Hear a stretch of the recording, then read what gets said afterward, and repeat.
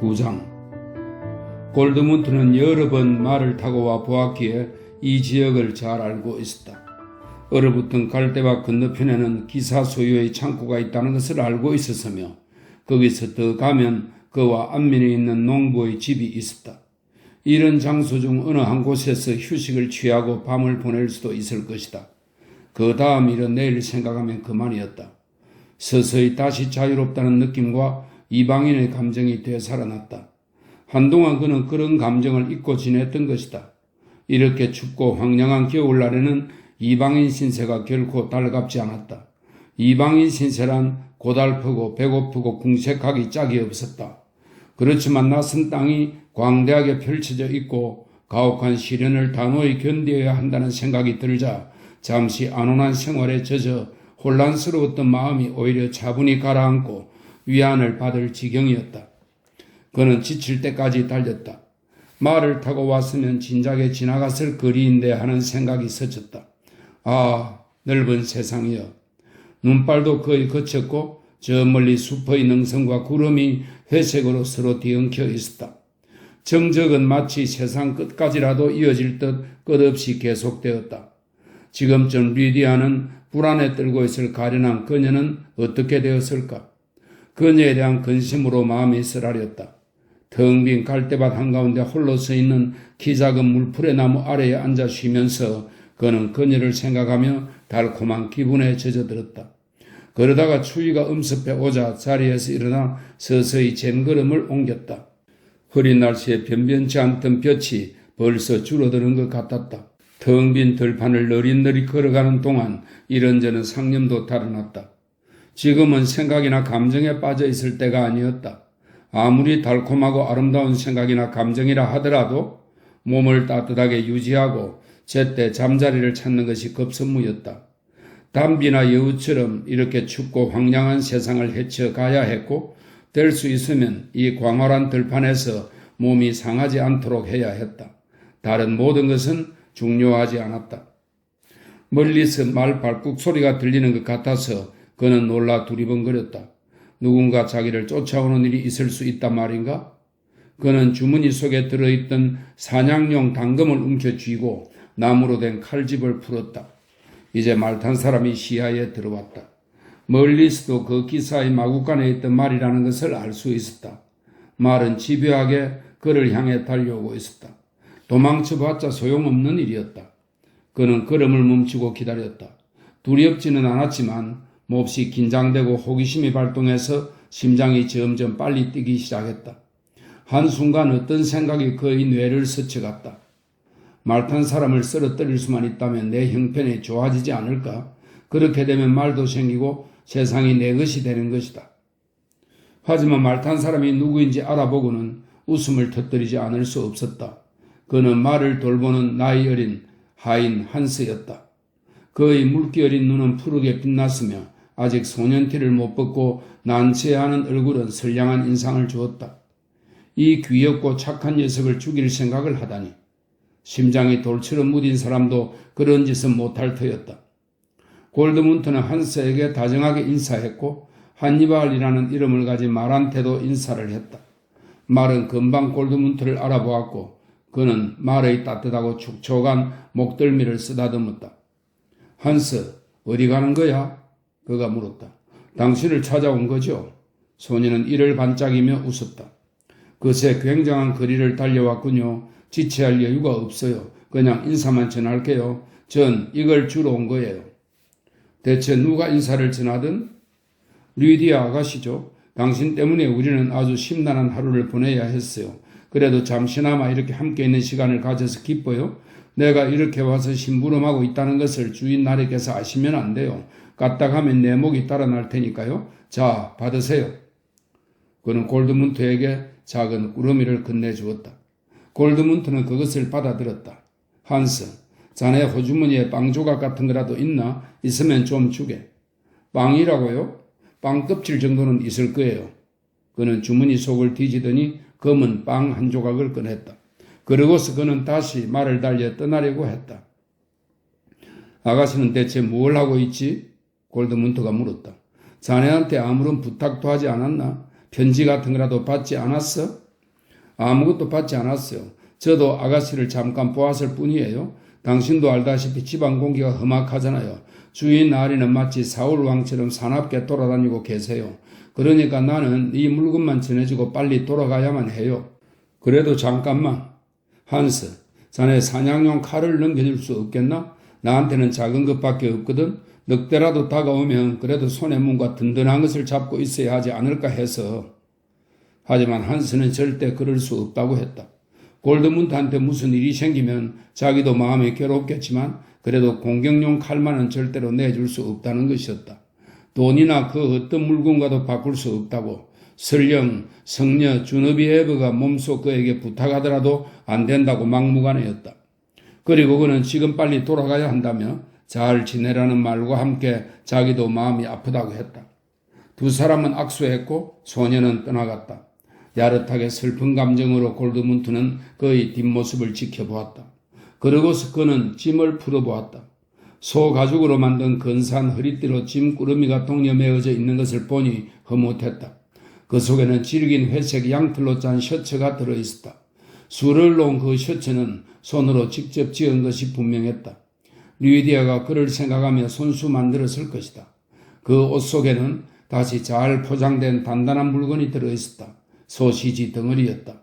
그리고 소시지에는 칼자국 틈새가 벌어져 있었는데 그 속에는 반짝거리는 금화 한 잎이 숨겨져 있었다. 편지 쪽지 같은 것은 보이지 않았다. 리디아의 선물을 손에 들고서 그는 마음의 갈피를 잡지 못한 채 눈 속에 서 있었다. 그러다가 그는 겉옷을 벗고 양털 셔츠를 입었다. 옷은 편안하고 따뜻했다. 재빨리 겉옷을 다시 걸치고서 금화를 가장 안전한 주머니에 갈무리하고는 허리띠를 찬 다음 계속해서 들판을 가로질러 달려갔다. 쉴만한 데를 찾아야 할 때가 되었다. 그는 너무 지쳐 있었다. 그러나 농부의 집으로 가고 싶지는 않았다. 거리로 가면 따뜻한 잠자리와 우유를 얻을 수 있겠지만 그는 사람들과 잡담을 나누거나 자신의 신상에 관한 질문을 받고 싶지 않았다. 그날 밤을 헛간에서 보낸 그는 아직 얼음도 녹지 않고 바람이 매서운 이른 아침에 다시 길을 서둘렀다. 추위 때문에 오히려 강행군을 하지 않을 수 없었던 것이다. 꿈속에서 기사와 그의 칼과 두 자매가 나타나는 날이 많았다. 그리고 여러 날 동안 고독과 우울함이 마음을 짓눌렀다. 골드문트는 어느 마을에 당도했다. 가난한 농부들이 사는 이 마을에서는 빵은 구경도 못했고 그 대신 기장으로 쓴 죽을 한 그릇 얻어먹을 수 있었다. 이 마을에서 그는 앞으로 며칠 밤을 묵을 만한 농가를 찾았다. 여기서는 새로운 체험들이 그를 기다리고 있었다. 그를 손님으로 맡게 된 농부의 안악은 밤에 아기를 해산했다. 골드문트는 때마침 그 자리에 있게 되었다. 사람들이 그에게 도움을 청하며 집뜸에서 자고 있던 그를 데려왔던 것이다.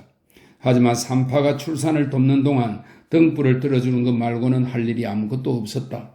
출산을 구경하기는 난생 처음이었다. 그는 놀라움에 눈을 번쩍 뜨고 산모의 얼굴을 정신없이 바라보고 있었다. 그런 새로운 체험을 통해 그의 세계가 갑자기 더 풍요로워진 느낌이었다. 적어도 산모의 얼굴에서 감지한 그 무엇은 대단히 주목할 만한 것이라 여겨졌다. 그가 지대한 호기심을 품고 고통스럽게 누워 상구에 시달리는 부인의 얼굴을 응시하고 있는 동안 관솔등불의 희미한 빛 속에서 전혀 예상하지 못한 모습이 떠올랐다. 신음하고 있는 여인의 찡그린 얼굴에 나타난 여러 갈래의 표정은 그가 사랑의 절정에 도달한 여자들의 얼굴에서 보았던 표정과 거의 구별되지 않았던 것이다. 물론 얼굴에 나타나는 엄청난 고통의 표현은 엄청난 쾌감의 표현보다 훨씬 더 격렬하고 더 일그러져 있었다. 그렇지만 그 두 가지 표정은 근본적으로 서로 다르지 않았다. 어쩌면 희죽 웃는 듯이 몸을 움츠리고 불처럼 타올랐다가 꺼져서 식는 것까지 모두가 똑같았다.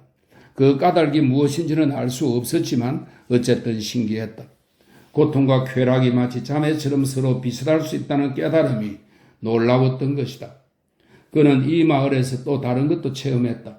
산고의 밤을 보낸 다음날 아침 이웃집 안악과 얼굴이 마주쳤을 때 안악은 자기한테 반해 있는 골드문트가 눈길로 물어오자 금방 응답해 주었다. 그렇게 해서 골드문트는 마을에서 이틀째 밤을 보내게 되었고 그 안악을 아주 행복하게 해주었다. 최근 몇 주 동안 사랑 때문에 잔뜩 달아올랐으면서도 매번 환멸을 맛보았던 상태에서 실로 오랜만에 자신의 성욕을 풀 수 있었던 것이다. 그리고 이런 식으로 머뭇거리는 사이에 그는 또 새로운 체험을 하게 되었다. 이곳을 떠나지 않고 머뭇거린 덕분에 그는 둘째 날 이 농촌 마을에서 자신과 처지가 비슷한 인물과 마주치게 되었던 것이다. 빅토르라는 이름의 그 친구는 키가 크고 막대 먹은 녀석이었다. 그는 어찌 보면 수도성 행세를 하는 떠돌이 같기도 했고 어찌 보면 술주정뱅이 같기도 했다. 그는 라틴어 나부랭이를 주워 섬기며 말을 걸어왔는데 학교에 다닐 나이는 훨씬 넘어 보였는데도 유랑 중인 학생이라고 신원을 밝혔다. 뾰족한 수염을 기른 그 사내는 모종의 친근감을 보이며 골드문트에게 인사를 했다. 떠돌이 생활을 하는 사람 특유의 유머는 연하의 동료를 단번에 사로잡았다. 대체 어느 학교에 다녔으며 여행의 목적지가 어디냐는 질문에 이 기묘한 친구는 일장연설을 늘어놓았다. 내가 비록 정신력은 빈약하지만 높은 학교까지 다녔지. 쾰른과 파리에도 가봤어. 돼지 간으로 만든 소시지의 형이상학에 관해서라면 내가 라이든 대학에 제출한 학위 논문만큼 알찬 내용을 담은 글은 찾아보기 힘들 거야. 이봐, 그때부터 나는 불쌍한 개처럼 독일 제국을 떠돌아다니고 있어. 견딜 수 없는 허기와 갈증으로 내 사랑스러운 영혼은 학대당하고 있지. 나는 농사꾼들한테 공포의 인물로 통하지. 내 직업은 젊은 여자들한테 라틴어를 가르쳐주고 굴뚝에 숨겨둔 소시지에 마술을 걸어 그걸 내 뱃속에 쳐넣는 일이야. 내 목표는 시장 사모님의 침대지. 그리고 까마귀한테 잡아먹히지만 않는다면 어쩔 수 없이 주교라는 성가신 직업에 봉직해야만 할 것 같아. 이봐, 닥치는 대로 사는 편이 그 반대의 생활보다 더 낫다고. 토끼구이가 어디에 간들 내 불쌍한 위장 속에서보다 환영받겠나? 보헤미아의 왕이 내 형님인데 우리 모두의 아버지 하나님께서 나와 그 작자를 먹여 살리고 있지. 그렇지만 먹고 사는 방책을 강구하는 일은 나들을 직접 하라고 시키지. 그런데 그저께는 마치 여느 아버지들처럼 모질게 나들을 그의 굶어 죽을 지경인 늑대의 목숨을 구해주라며 당치 않은 요구를 하지 뭐야. 내가 그 짐승을 쳐 죽이지 않았더라면 자네는 나하고 이렇게 유쾌하게 사귀는 영광을 누리지도 못했을 거야. 인세큘라, 세큘로름, 아멘. 이 말은 영원한 축복을 빈다라는 뜻의 라틴어입니다. 이런 억지 유머와 유랑 학생들이 즐겨 쓰는 라틴어를 아직 잘 알지 못하는 골드문트는 전방지축으로 노는 이 키다리 근달이 약간 무서웠다. 그가 농담할 때마다 터뜨리는 전혀 유쾌하다고 할 수 없는 폭소에도 다소 겁이 났다. 그렇지만 방랑기가 푹 뺀 이 나그네가 왠지 마음에 들었기에 선뜻 그의 제안을 받아들여 함께 여행을 계속하기로 했다. 늑대를 쳐주겠다는 얘기는 허풍일 테지만 어떻든 둘이서 힘을 합치면 두려움도 덜할 것 같았던 것이다. 그런데 빅토르는 길을 떠나기 전에 그의 표현에 따르면 농부들과 라틴으로 대화하고 싶다며 어느 조그만 농가에서 하룻밤을 묵자고 했다. 빅토르는 지금까지 골드문트가 방랑생활 내내 농장이나 촌락에서 손님으로 묵을 때 취했던 태도와는 사뭇 다른 모습을 보여주었다. 그는 이 집 저 집을 기웃거리고 여자만 보면 시시득거리기 시작했으며 마구간이나 부엌마다 코를 들이대고 무언가 냄새를 맡으려 했다. 집집마다 그에게 세금과 공물을 바치기 전까지는 마을에서 떠날 생각이 없어 보였다.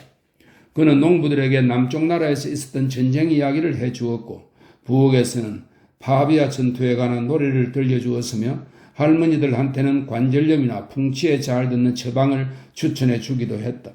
그는 모르는 것이 없고 가보지 않은 곳이 없는 것처럼 보였으며 허리띠 위로 말아올린 셔츠 속에 선물로 받은 빵 조각이나 호두 알맹이, 배 조각 따위를 가득 담아오곤 했다. 골드문트는 그가 지칠 줄 모르고 출정해서 어떤 때에는 사람들을 놀라게 했다가 또 어떤 때에는 압으로 사람들의 마음을 사로잡는 모양을 놀란 눈으로 지켜보았다. 빅토르는 그럴싸한 연기로 사람들을 놀라게 하는가 하면 때로는 서투른 라틴으로 학자 행세를 했으며 또 때로는 현란하고 뻔뻔스러운 사기꾼 말투로 강한 인상을 주기도 했다. 또한 무언가를 이야기하거나 학자풍의 일장연설을 늘어놓는 와중에도 날카로운 눈길로 좌중의 얼굴을 한 사람씩 뜯어보았고 식탁 서랍이 열릴 때마다 그릇부터 빵 조각까지 일일이 확인했다. 골드문트는 빅토르의 이러한 태도가 쓴맛 단맛 다 겪은 떠돌이의 교활한 태도라는 것을 알 수 있었다. 빅토르는 많은 것을 보고 겪었으며 추위와 배고픔에도 이골이 난 사내였다. 그는 궁색하고 위태로운 목숨에 나와 부지하기 위해 쓰라린 싸움을 치르느라 영리해지고 뻔뻔스러워진 그런 인물이었다. 오랫동안 방랑 생활을 한 자들은 저렇게 되는 것이다. 골드문트 자신도 언젠가는 저런 모습이 되지 않을까. 다음날 두 사람은 길을 떠났다. 골드문트는 처음으로 둘이서 방랑 생활을 하게 된 셈이었다. 그들은 사흘 동안 동행했다. 그러면서 골드문트는 빅토르한테 이런저런 것들을 배우게 되었다. 모든 것을 방랑자에게 필수적인 세 가지 커다란 욕구와 연관시키는 것은 이젠 본능이나 다름없는 습관이 되었다. 그러니까 생존의 위협에 맞서 자신을 지켜내고 잠자리를 구하고 먹을 것을 구하는 일이 그렇게 여러 해 동안 떠돌아다니는 사람한테는 많은 것을 가르쳐 주었던 것이다. 겨울철이든 밤이든 전혀 상관없을 듯한 신호로도 사람들 사는 곳이 가깝다는 것을 알아냈고 숲이나 들판의 구석구석에서 휴식처나 잠자리로 적합한 곳을 정확하게 찾아냈다. 그런가 하면 방에 들어서는 순간 집주인의 생활 형편이 유복한지 아니면 가난한지 마음씨가 얼마나 좋은지 호기심은 어느 정도인지 또 겁이 많은 사람인지 여부까지 냄새로 알아냈다. 빅토르는 이런 재주를 완벽하게 터득하고 있었다. 그는 연하의 동료인 골드문트에게 풍부한 교훈이 될 만한 것들을 여러 가지 가르쳐 주었다. 한 번은 골드문트가 그렇게 의도적인 속셈을 가지고 사람들한테 접근하지 말았으면 좋겠다면서 자기는 비록 그런 재주가 없지만 친절하게 부탁해서 손님으로서의 권리를 누리지 못한 적은 거의 없었다고 말하자 기다리 빅토르는 웃으면서 이렇게 대꾸했다. 그래 골드문트, 너는 그렇게 해도 통할지 모르지. 너는 너무나 젊고 잘생긴 데다 정말 순진해 보이니까 그런 외모는 훌륭한 숙박꾼이 될 수 있어. 여자들한테는 호감을 주고 남자들은 이 친구는 정말 순진무구하니까 아무한테도 나쁜 짓을 하지 않을 거라고 생각하거든. 하지만 보라고 사람이란 나이를 먹게 마련이고 해맑은 얼굴에도 언젠가는 수염이 나고 주름이 생기지. 바지에 구멍도 나고 그러다 보면 자기도 모르는 사이에 환영받지 못하는 추한 손님이 되고 말지. 눈에는 젊음과 순진함 대신 허기진 기색만 드러나게 돼. 그렇게 되면 마음이 모질어지고 이 세상에서 무언가를 배울 수밖에 없게 된단 말이야. 그렇게라도 하지 않으면 두엄더미에 들어 누워야 하고 개들이 오줌을 깔기니까. 그런데 내 생각에 너는 괜히 오래도록 이렇게 떠돌아다니지 않아도 될 것 같다. 너의 손은 너무 곱고 너의 곱슬머리는 근사하니까 너는 틀림없이 지금보다 살기 편한 대로 다시 기어들어가게 될 거야. 멋지고 따뜻한 부부 침대나 기름진 음식을 먹을 수 있는 근사한 수도원, 난방이 잘된 서재 같은 데로 찾아갈 수 있을 거야. 너는 그렇게 말쑥한 옷도 입고 있잖아. 그런 차림새면 사람들이 너를 신사나리로 볼 수도 있겠어? 빅토르는 줄곧 웃으면서 골드문트가 입고 있는 옷을 손으로 만지작거렸다. 골드문트는 그의 손길이 자기 옷에 달린 모든 주머니와 솔기들을 찾아서 더듬는 것이 느껴졌다. 골드문트는 몸을 빼내면서 그 말을 생각했다. 그는 기사의 집에 머물렀던 이야기며 라틴어를 정서해준 대가로 이 멋진 옷을 얻어 입게 된 내막을 들려주었다. 그런데 빅토르는 이 음동설안에 대체 어떤 이유로 그렇게 따뜻한 보금자리를 떠나게 되었는가를 알아내려 했고 골드문트는 거짓말에 익숙지 않았기에 그 기사의 두 딸에 관해 약간 이야기해 주었다. 그러고 나서 두 사람은 처음으로 다투게 되었다. 빅토르는 골드문트가 둘도 없는 바보라고 생각했다. 그런 일로 무작정 도망을 치고 그 성과 처녀들을 자유로운 하나님께 맡겨두다니 그 문제에 관해서는 보상을 받아야 하니 두고 보자고 했다. 그는 둘이서 성을 찾아가자고 우겼다. 물론 골드문트는 모습을 드러내지 말아야 하며 빅토르의 뒤만 살펴주면 된다는 것이었다. 골드문트가 리디아 앞으로 보내는 이런저런 내용의 짤막한 편지를 써주면 빅토르는 그 편지를 가지고 성을 찾아갈 것이며 무엇이든 돈이나 재물이 될 만한 것을 챙겨 나오지 못하면 죽어도 그 성에서 돌아오지 않겠다고 했다. 빅토르의 말은 그런 식으로 이어졌다. 골드문트는 만류를 하다가 마침내 화가 났다. 그는 이 문제에 관해서는 더 이상 한마디도 들으려 하지 않았으며 기사의 이름이나 성으로 가는 길에 관해서는 한마디도 발설하지 않으려 했다. 골드문트가 너무나 화를 내는 것을 본 빅토르는 다시 웃음을 터뜨리며 선량한 척 연기를 했다. 자, 너무 사납게 굴지 말라고. 나는 단지 너가 근사한 노획물을 그냥 놓아주었다는 얘기를 하는 것뿐이야. 그렇다고 너가 그런 식으로 나오면 그다지 친절한 것도 아니고 친구 간의 의리를 지키는 것이라 할 수도 없지. 너가 내키지 않는다는 걸 보니 너는 고상한 신사야. 그러니까 말을 타고 그 성으로 돌아가서 그 아가씨와 결혼하겠다 이거지. 이봐, 너희 머릿속은 고상하지만 멍청한 생각들로 가득 차 있다고. 좋아, 내 탓이야. 그럼 계속 길을 가면서 발가락이 얼어붙도록 추위에 떨어보자고. 골드문트는 기분이 상해서 저녁 때까지 아무 말도 하지 않았다. 하지만 이날은 쉴만한 곳이나 사람들의 흔적을 전혀 찾지 못했기에 빅토르가 잠자리가 될 만한 데를 찾도록 내버려 두면서 고마운 생각이 들었다. 빅토르는 숲 가장자리에서 두 그루의 나무기둥 사이에다 간이 움막을 짓고는 풍성한 전나무 가지를 깔아서 잠자리를 만들었다. 두 사람은 먹을 것이 가득한 빅토르의 가방에서 빵과 치즈를 꺼내어 먹었다. 골드문트는 화를 냈던 것이 부끄러워서 싹싹하게 무엇이든 도와주고 싶었다. 그는 동료에게 밤에 입으라고 털옷을 벗어주었다. 그들은 짐승들 때문에 번갈아 불침번을 서기로 합의했고 빅토르가 전나무 가지 위에 누워 자는 동안 골드문트가 먼저 보초를 섰다. 골드문트는 한참 동안 가문비 나무 줄기에 기대어 서서 친구가 잠이 드는 것을 방해하지 않으려고 가만히 있었다. 그러다가 몸이 싸늘해졌기 때문에 이리저리 거닐기 시작했다. 골드문트는 점점 더 먼 거리까지 이리저리 달려가 보았다.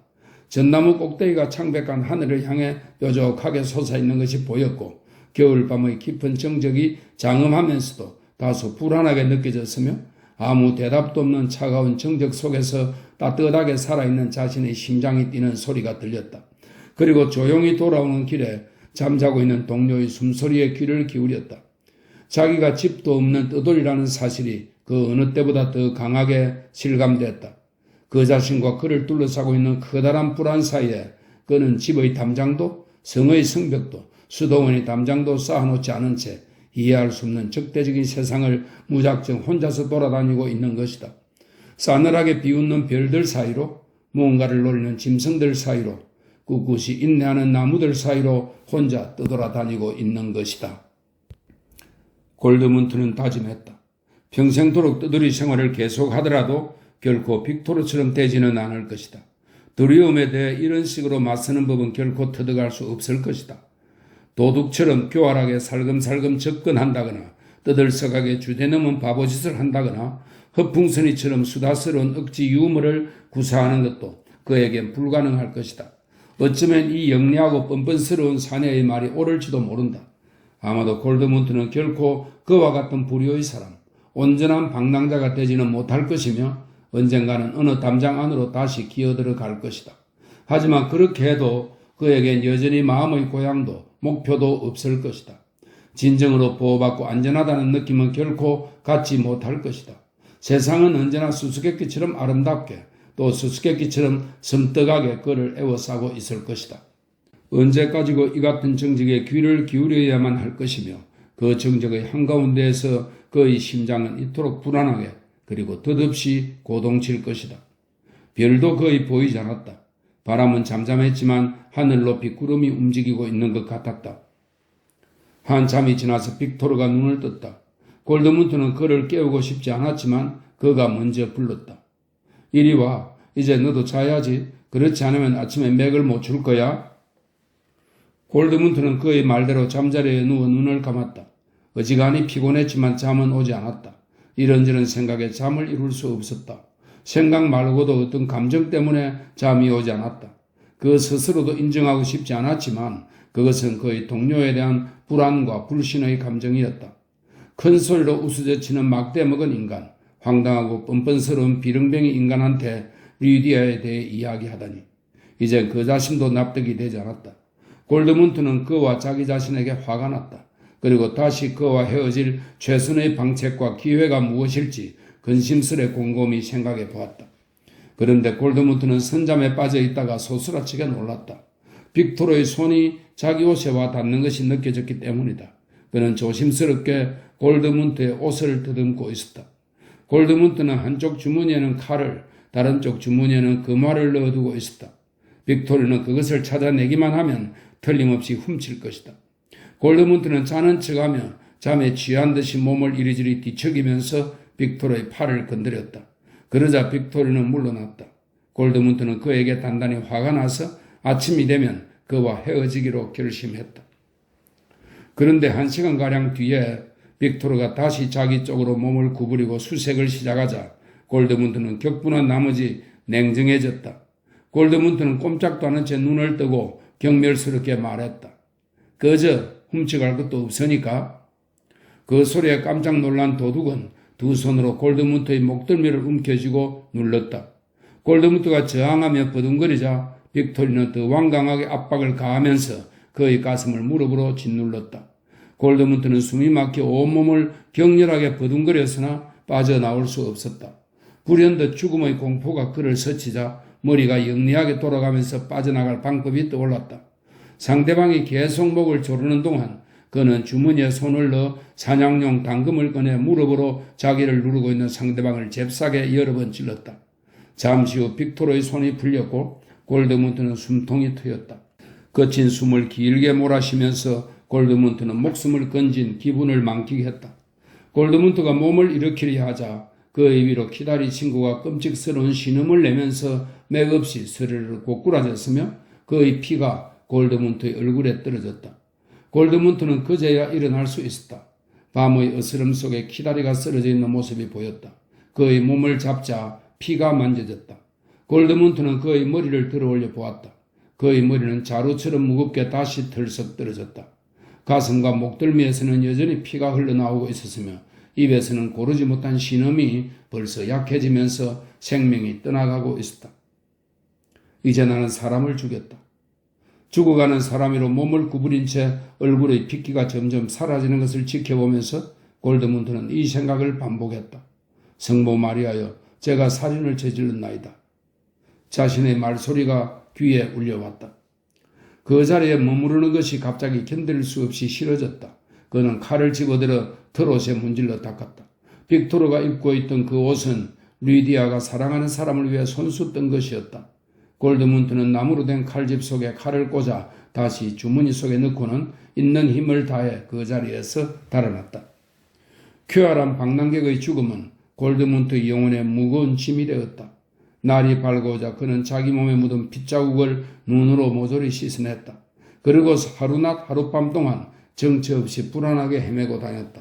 마침내 그를 흔들어 깨우고 불안한 후에 종지부를 찍은 것은 육체의 궁핍이었다. 눈 덮인 황량한 지역을 헤매면서 쉬지도 못하고 길을 잃은 채 아무것도 먹지 못한 데다 그의 한숨도 못 잤던 골드문트는 엄청난 공경에 빠지고 말았다. 몸속에서는 굶주림이 들짐승처럼 울부짖었고 기진맥진해서 수시로 들판 한가운데에 널브러져 눈을 감으면 정신이 아득했다. 그대로 잠이 들어 눈 속에서 죽었으면 하는 생각밖에 없었다. 하지만 그럴 때마다 자기도 모르게 몸을 일으켜 세워 절망적인 상태에서도 살기 위해 악착같이 뛰었다. 너무나 혹독한 공경 속에서도 죽지 않으려는 욕망에서 나오는 느닷없는 기운과 야생적 본능, 적나라한 생의 충동에서 나오는 엄청난 강인함이 그에게 원기를 불어넣고 그를 도취시켰다. 눈이 덮인 키 작은 두송나무에서 파랗게 은 손으로 작고 마른 열매를 따서 거칠고 씁쓸한 그 열매를 씹어 먹었다. 거기에 전나무 잎을 섞어서 씹자 톡 쏘는 맛이 났다. 갈증을 달래기 위해 눈을 한 움큼씩 퍼먹기도 했다. 숨이 막힐 듯한 상태에서 그는 뻣뻣하게 굳은 손에 입김을 불어대며 언덕에 앉아 잠깐 휴식을 취했다. 그는 개걸스러운 눈초리로 사방을 둘러보았다. 황야와 숲 말고는 아무것도 보이지 않았다. 어디서도 사람의 자취라곤 찾아볼 수 없었다. 머리 위로 까마귀 한 쌍이 날아갔고 골드문트는 화가 나서 그들을 쳐다보았다. 아니, 저놈들이 나를 잡아먹을 리는 없을 것이다. 다리에 그나마 힘이 남아있고 핏 속에 한 가닥의 온기라도 남아있는 한 그러지는 못할 것이다. 그는 일어서서 다시 죽음과의 단호한 경주를 시작했다. 그는 달리고 또 달렸다. 마지막 남은 기운을 다해 안간힘을 쓰느라 몸에 열이 오르자 기묘한 생각이 그를 사로잡았다. 그는 때로는 알아들을 수도 없게 또 때로는 큰 소리로 혼자서 횡설수설했다. 그는 자기가 찔러 죽인 빅토르와 이야기를 했다. 무뚝뚝하고 경멸적인 어조로 그와 이야기했다. 자, 이 교활한 친구야, 기분이 어때? 내장 속에도 달빛이 비치나? 이봐, 여우들이 자네 귀를 물어뜯고 있나? 늑대를 죽였다고 우겼었지? 목덜미를 물어뜯었나? 아니면 꼬리를 뽑아버렸나? 이 넉다리 주정뱅이야. 내 그 말을 훔치려고 했지? 그런데 덩치도 작은 애숭이 골드문트가 자네를 놀라게 했나? 이 늙은 놈아. 나 때문에 너 꼴이 건질거렸겠지? 그런데 너는 주머니마다 빵과 소시지와 치즈를 잔뜩 넣어두고 있었지. 이 돼지 같은 놈아. 식충아. 이런 혼잣말을 주절대면서 그는 죽은 자에게 욕설을 퍼부었다. 이제 그를 이긴 셈이었다. 그 녀석 스스로 제 무덤을 판 것이라고 비웃어 주었다. 얼간이 멍청한 사기꾼 녀석. 하지만 그러고 나서 그의 생각과 말은 불쌍한 기다리 빅토르에게서 벗어났다. 이제는 율리아의 모습이 떠올랐다. 그날 밤 그의 곁을 떠났던 모습 그대로 아름답고 작은 율리아가 떠올랐다. 그는 수없이 많은 유혹의 말로 그녀를 불러보았다. 정신이 혼미한 상태에서 부끄럼도 모르고 달콤한 말로 그녀를 유혹하려 했다. 그녀가 자기한테로 와서 속옷을 벗어버리고 자기와 함께 천국으로 가기를 바랐다. 죽기 전에 1시간만이라도, 비참하게 뻗기 전에 한순간만이라도, 때로는 액을 하는 의조로, 때로는 도발적인 의조로 그는 그녀의 봉긋하고 작은 가슴, 그녀의 다리, 그리고 겨드랑이 아래의 곱슬거리는 금색 털과 이야기를 나누었다. 그러고는 뻣뻣해져서 비틀거리는 다리를 이끌고 눈 덮인 메마른 히스를 헤치며 바삐 걸으면서도 그는 다시 슬픔에 취하고 또 깜빡거리는 생의 욕구에 들떠 의기양양하게 무엇라고 속삭이기 시작했다. 이제 그가 말을 거는 대상은 나르치스였다. 그는 나르치스에게 새로운 생각과 지혜와 농담을 전해주었다. 나르치스, 두렵니? 그는 나르치스에게 물었다. 무섭니? 무언가를 알아냈어? 그래, 이봐. 세상은 죽음으로 가득 차 있어. 온통 죽음뿐이야. 울타리마다 죽음이 걸터앉아 있고 모든 나무 뒤엔 죽음이 도사리고 있지. 그러니 너희들이 담장을 쌓아 올리고 기숙사와 예배당과 교회를 지어도 아무 소용없다고. 죽음은 창문 안쪽을 훤히 들여다보면서 웃고 있지. 죽음은 너희들 한 사람 한 사람을 모두 알고 있어. 너희들은 한밤중에 창밖에서 죽음이 웃으며 너희들 이름을 부르는 것을 듣지. 어디? 찬송가를 부르고 제단에 예쁜 촛불을 켜두고 저녁 예배와 기도를 드리고 약재실에 약초를 모아두고 도서실에 책을 모아보라고. 이봐, 금식 기도를 드리고 있나? 졸음을 쫓아내고 있나? 사신이야말로 확실한 도움을 줄 거야. 사신은 너에게서 모든 것을 쫓아내 줄 거야. 뼈만 남을 때까지 말이야. 이보게 친구, 도망쳐보게나. 잽싸게 도망쳐보라고. 저기 들판에 죽음이 걸어가고 있군. 도망치면서도 뼈는 잘 간수하라고. 뼈가 자꾸만 해체되려고 할 테니까 우리 몸에 붙어 있으려고 하지 않으니 말이야. 우리의 불쌍한 뼈들이여. 불쌍한 목구멍과 위장이여. 한 줌도 안 되는 불쌍한 뇌수와 두개골이여. 모든 것이 사라지려 하는군. 모든 것이 악마한테 돌아가려고 해. 나무 위에는 까마귀가 검은 신부님이 앉아있군. 제정신이 아닌 골드문트는 이미 오래전부터 자기가 어디로 달려가는지, 어디에 있는지, 무슨 말을 하고 있는지, 누워있는지, 서있는지도 분간하지 못하고 있었다. 그는 등불에 걸려 넘어지기도 했고 달리다 나무에 부딪히기도 했으며 쓰러지면서 눈이나 가시를 움켜쥐기도 했다. 그렇지만 마음속의 충동은 더 셌다. 충동은 자꾸만 그를 낚아챘고 맹목적으로 도망치는 그를 자꾸만 몰아붙였다. 마지막으로 탈진하여 들어누웠을 때는 며칠 전에 유랑학생을 만났던 바로 그 마을로 되돌아와 있었다. 아이를 낳는 부인을 위해 등불을 들어주었던 바로 그 마을이었다. 그는 뻗은 채로 누워 있었다. 그러자 사람들이 달려와 그의 주위에 둘러서서 뭐라고 짓거렸지만 그는 알아듣지 못했다. 당시 그에게 사랑의 기쁨을 베풀었던 부인이 그를 알아보고는 그의 행색에 깜짝 놀랐다. 그녀는 가여운 생각이 들어 남편으로 하여금 사람들을 꾸짖게 하고는 반쯤 죽어있는 골드문트를 질질 끌어서 마구간으로 데려갔다. 오래지 않아 골드문트는 다시 제발로 일어나서 걸을 수 있게 되었다. 마구간의 온기와 수면 그리고 그 부인이 마시라고 갖다준 염소 젖 덕분에 그는 다시 정신을 차리고 기운을 얻었다. 다만 바로 얼마 전까지 겪었던 모든 것이 마치 그 사이에 긴 시간이 흐른 것처럼 멀어져 갔다. 빅토르와 함께 길을 떠나고 전나무 아래에서 춥고 불안한 겨울밤을 보낸 일이며 잠자리에서 있었던 끔찍스러운 싸움, 동행의 소름 끼치는 죽음, 추위와 굶주림과 창난 상태로 보낸 낮과 밤들, 그 모든 것이 거의 잊힌 듯한 과거가 되었다. 하지만 잊은 것은 아니었다. 단지 견뎌내고 지나갔을 뿐이었다. 무어라 말할 수 없는 무엇이 그대로 남아있었다. 그것은 무언가 끔찍하면서도 소중한 것, 깊이 가라앉아 있으면서도 결코 잊을 수 없는 것, 어떤 경험, 혀끝에 남은 맛, 심장을 옥죄는 고리 같은 것이었다. 2년이 채 못되어 그는 집 없이 떠도는 생활의 애환을 거의 밑바닥까지 알게 되었다. 홀로 있다는 것, 자유롭다는 것, 숲과 짐승의 소리에 귀 기울이는 것, 방탕하고 불성실한 사랑, 죽을 것만 같던 쓰디쓴 궁핍이 무엇인지 알게 된 것이다. 여러 날 동안 여름 들판의 손님이 되어보기도 하고 몇 주일씩 숲속에서 지내기도 했으며 여러 날을 눈 속에서 보내기도 했고 며칠씩 죽음의 불안에 시달리고 죽음 언저리까지 가보기도 했다. 그런데 죽음에 맞서 저항했던 것이야말로 가장 강렬하고 기묘한 체험이었다. 자기 자신이 왜소하고 비참하며 위협당하고 있다는 것을 알면서도 막상 죽음에 맞서 최후의 각오로 절망적인 싸움을 벌일 때면 생명의 아름답고도 놀라운 힘과 끈질김이 몸속에서 느껴졌던 것이다. 그 체험은 여운을 남겼다. 그 체험은 쾌락의 몸짓이나 표정과 마찬가지로 그의 가슴 속에 새겨졌다. 쾌락의 몸짓이나 표정은 아이를 낳는 산모나 죽어가는 사람의 그것과 너무나 흡사했다. 산모가 신음하며 얼굴을 찡그리는 모습은 얼마나 신기했던가. 동료 빅토르가 꼬꾸라지면서 너무나 조용히 너무나 빨리 피를 흘리는 모습은 또 얼마나 신기했던가. 그 자신은 또 어떠했던가. 굶주리던 며칠 동안 죽음이 주위에서 기회를 엿보는 것이 느껴지지 않았던가. 굶주림은 얼마나 고통스러웠던가. 얼마나 추위에 떨고 또 떨었던가. 그리고 어떻게 맞서 싸웠던가. 죽음의 콧잔등을 후려 갈기고 엄청난 죽음의 공포에 격렬한 쾌감을 느끼며 저항하지 않았던가. 도무지 이보다도 엄청난 일은 겪을성 쉽지 않았다. 아마도 나르치스와는 이런 체험에 대해 이야기할 수 있겠지만 그 밖에는 누구와도 이야기할 수 없을 것 같았다. 골드문트는 마구간의 집더미에서 다시 정신을 차린 후 주머니 속에 들어있던 금화가 없어진 것을 알았다. 굶주림에 지쳤던 마지막 날 반쯤 정신을 잃은 채 비틀거리며 끔찍스러운 행군을 하는 사이에 잃어버린 것일까? 그는 한참 동안 골똘히 생각했다.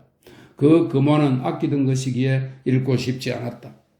물론 돈 자체는 대수롭지 않았으며 그 금화의 값어치도 거의 몰랐다. 그렇지만 그 금화는 두 가지 이유에서 그에게 소중한 것이었다. 그것은 리디아한테 받은 선물 가운데 그에게 남은 유일한 물건이었다.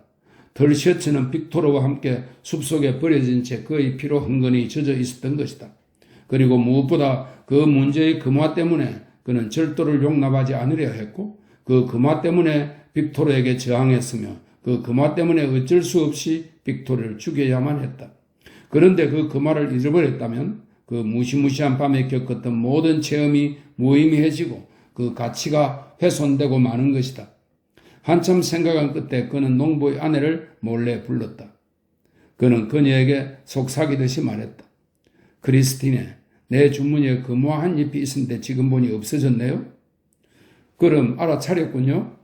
그렇게 묻는 그녀는 묘하게 사랑스럽고도 꽤 많은 사람처럼 영악한 미소를 짓고 있었다. 골드문트는 그녀의 미소에 너무나 황홀해져서 아직 허약한 몸에도 불구하고 팔로 그녀를 껴안았다. 당신은 정말 별난 양반이에요? 그녀가 다정하게 말했다. 너무나 영리하고 섬세하면서도 너무나 멍청해요. 채우지도 않은 주머니에 아무렇게나 금화를 넣고서 온 세상을 헤매고 다니는 사람이 대체 어디 있어요? 순진하기도 하셔라. 귀여운 얼간이 나리. 당신을 집더미에 눕힐 때 바로 금화를 발견했었다고요. 당신이 가지고 있어? 그럼 지금 어디에 있어? 찾아보세요. 그녀는 웃으면서 골드문트가 정말로 한참 동안 찾도록 내버려 두었다. 그러다가 그녀는 그의 웃옷을 가리켰다. 그녀는 금화를 웃옷 안에 보이지 않게 꿰매어 놓았던 것이다. 이어서 그녀는 어머니처럼 자상하게 마음에서 우러나온 수많은 조언을 덧붙였다. 골드문트는 그 조언들은 금방 잊어버렸지만 그녀가 베풀어준 사랑과 그녀의 순박한 얼굴에 피어오른 영악스럽고도 호의적인 웃음은 결코 잊지 않았다. 그는 그녀에게 고마움을 표시하려고 애썼다. 그리고 얼마 지나지 않아 그가 다시 걸을 수 있을 정도가 되어 길을 떠나려 하자 그녀는 그를 가지 못하게 붙잡았다. 며칠 사이에 달이 바뀔 테니 틀림없이 날씨가 더 따뜻해질 거라고 했다. 과연 그랬다. 다시 길을 떠날 즈음에는 눈도 녹아 회색으로 질척거렸고 공기에는 습기가 가득했다. 공중에서는 부드러운 봄바람 소리가 들려왔다.